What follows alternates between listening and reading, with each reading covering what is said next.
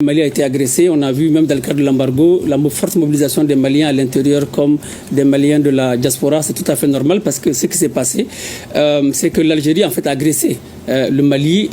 C'est un acte ignoble. C'était un coup de poignard dans le dos.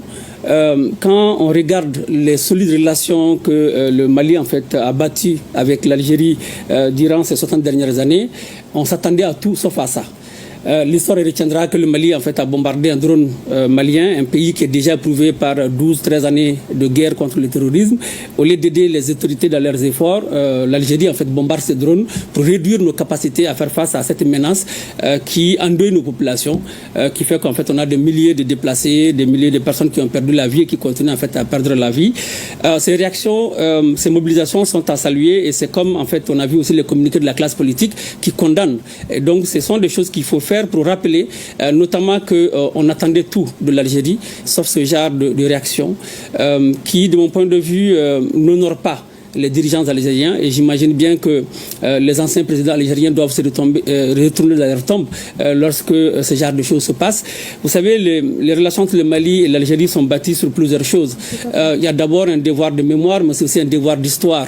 En 1954, le Mali a servi de base arrière pour préparer la lutte pour l'indépendance de l'Algérie et pendant 8 ans, nous avons offert les gîtes et les couverts aux Algériens, notamment en fait à Bouteflika qui a séjourné à Gao et d'autres. Et depuis, les relations en fait n'ont cessé. Le Mali en tout cas a rempli sa part de ce contrat.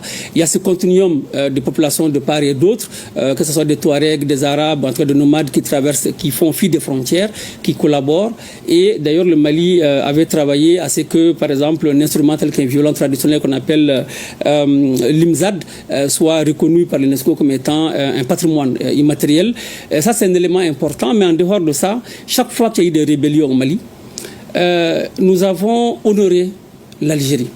De 91, on a discuté, ils nous ont aidés, il y a eu les accords de Tamaracet. Puis, il y a eu la rébellion de 2006, les accords d'Alger de 2006. Ensuite, 2012, la même chose, on rébellote, on signe les accords issus du processus de paix donc de 2015. Donc, alors qu'entre-temps, il y avait eu l'intermède du Burkina où on était parti, il y avait eu, c'est pour parler donc de Ouagadougou qui ont permis l'organisation des élections présidentielles de 2013. Donc, les négociations auraient pu continuer au Burkina.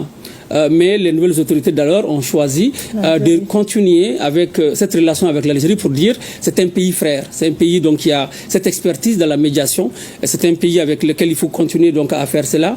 Donc on avait confiance. Quand vous accordez le rôle de médiateur à un pays, c'est qu'en fait vous lui faites confiance. À la limite vous lui donnez votre destin en fait entre les mains. Au regard de ces éléments-là, les Maliens s'attendaient à tout, sauf d'une agression de la part de l'Algérie. Donc ces réactions sont tout à fait normales. Tout à fait. Et cette situation a fait couler beaucoup d'encre et beaucoup de salive. En tant que sociologue, quelle est votre analyse? Vous savez, moi je compare l'Algérie ces derniers temps comme étant un lion blessé. L'Algérie elle-même, à travers ses propres opérations, ses activités, un peu s'est isolée par rapport à beaucoup de pays et un peu jalouse de cette zone. Donc ne veut pas forcément que les choses marchent sans elle. Et malheureusement, peut-être pour elle, le Mali a pu conquérir Kidal en fait en novembre 2024. Et ça n'a pas tout à fait plu parce qu'on n'a pas vu un communiqué de soutien de ce point de vue. Et après, nous avons dénoncé l'accord, puis nous sommes sortis de l'accord.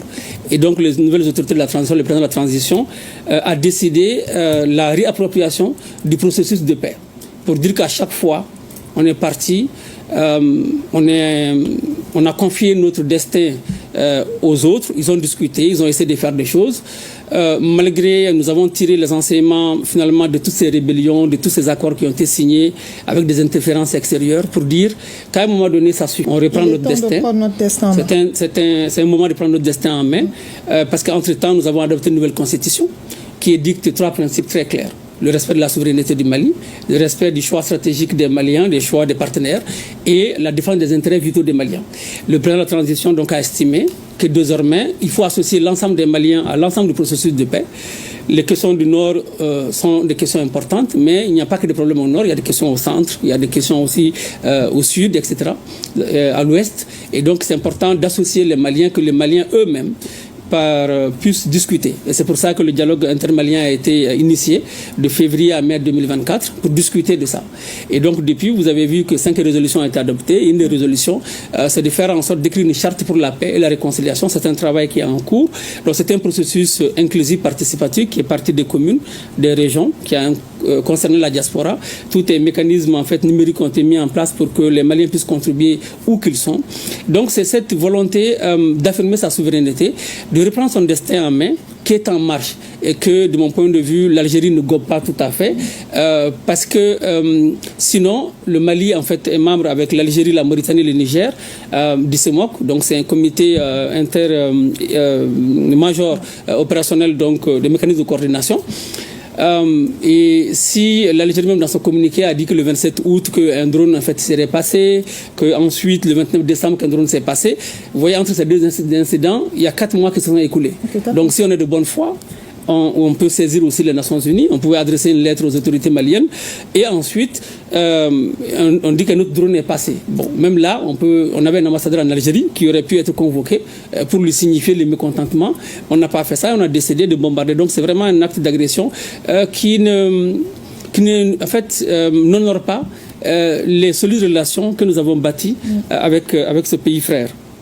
Alors, acte d'agression et de provocation, hein. Alors le Mali peut ou doit faire quoi face à cette situation? Est-ce qu'on doit saisir les tribunaux internationaux ou demander réparation? Pour le moment, je pense que le Mali a déjà donné le ton. Nous avons fait un communiqué conjoint avec le Burkina et le Niger pour condamner. Donc c'est d'abord la première des choses. Et la deuxième chose, c'est nous avons en fait appelé notre ambassadeur donc pour consultation. Et après, on a saisi qui des droits et vous savez que même le procureur du pôle en fait antiterroriste a ouvert une information judiciaire. Donc ce sont ces actions responsables qu'on a lancées et qu'il faut continuer. Maintenant, les autres actions les plus importantes, c'est à mon avis aussi d'activer tous les canaux de dialogue. Parce que une des valeurs que nous avons héritées de nos ancêtres, c'est aussi le dialogue. L'Algérie nous a agressés, c'est vrai. C'est dommage, c'est un acte ignoble comme je l'avais dit, mais pour autant, il faut dépasser les émotions. Si l'Algérie n'a pas su comprendre en fait l'historicité, la profondeur de ces relations, nous on ne doit pas, en fait on doit mettre balle à terre. Et puis mobiliser. Si elle ne veut pas la main tendue. Nécessairement, elle ne peut pas avoir d'autres options que la main tendue. Parce que le Mali, les frontières, la frontière qui nous lie est de 1400 km, les frontières ne vont pas bouger. Le peuple algérien ne va pas bouger non plus, le peuple malien ne va pas bouger. Donc, de ce point de vue, ces frontières-là sont intangibles. Elle va forcément accepter les mains tendues. Nous avons beaucoup de cadres du Sud et du Nord qui ont été formés en Algérie, qui ont de bons contacts en Algérie. Ces cadres doivent faire leur rôle de diplomatie. Nous avons beaucoup d'associations aussi informelles constituées de cadres qui ont de bons contacts en Algérie, qui doivent activer cela. Et puis la diplomatie malienne fait ce qu'elle sait faire, donc continue en fait à dialoguer pour que la communauté internationale voit que le Mali est dans cette histoire-là un pays agressé, que en fait nous ne cédons pas à ce genre de provocation, que c'est simplement ce que nous voulons, c'est que après beaucoup d'échecs, des accords, que nous voulons reprendre notre destin en main et puis construire une paix durable par nous-mêmes et que les autres comprennent cela et que qui de droit nous accompagne. Tôt ou tard, l'Algérie en fait va aussi saisir cette main tendue, j'en suis sûr. Ok. Et vous avez vu que le Mali a été soutenu par plusieurs pays. Au-delà de ce soutien, que peuvent faire ces pays? Parce que c'est le Mali aujourd'hui, ça peut être un autre pays demain. Oui, non, mais justement, vous savez, le démon, il a cette capacité d'aller tourner un peu la tête de quelqu'un. Donc c'est ce qui est arrivé en Algérie. Et donc les autres pays ont compris. C'est pour ça que le Burkina et le Mali, donc membres de l'AES, nous ont soutenus. Après, on a vu le communiqué de la CEDEAO qui appelle à la retenue. Et les autres pays doivent faire la même chose parce que, vous savez, c'est comme la bataille des Margouillas. Lorsque le fait affecte la case de votre voisin et que vous vous mettez à rire sans tenir compte des éventuels possibles changes, si vous ne faites rien, pour apaiser justement la situation, pour maîtriser le feu dès que la direction du vent va tourner, vous allez vous retrouver dans le message, c'est de dire qu'en fait, nous sommes suffisamment mobilisés. On a fait beaucoup de sorties, beaucoup de campagnes, beaucoup de communiqués, on a aligné beaucoup d'épithètes pour qualifier l'Algérie de tous les démons.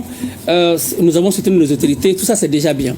Peut-être qu'à partir de cet instant, il faudrait diminuer ces mobilisations, écrire des contributions écrites, rencontrer des officiels maliens pour leur prodiguer des conseils sur comment on peut faire en sorte que le dialogue puisse primer sur l'émotion. Faire en sorte que le principe du bon voisinage qui a existé jusque-là puisse en fait prévaloir et que les armes se taisent parce que en fait notre peuple n'a que trop souffert. Nous n'avons pas besoin d'une guerre en plus. L'Algérie et le Mali ont une grande responsabilité pour la stabilité de la région. Donc on est suffisamment envahi par des groupes d'obédience diverses. On n'a pas besoin d'en rajouter. Donc appeler aussi les autorités algériennes en fait à la retenue parce que ce qui nous unit est beaucoup plus important que ce qui nous sépare.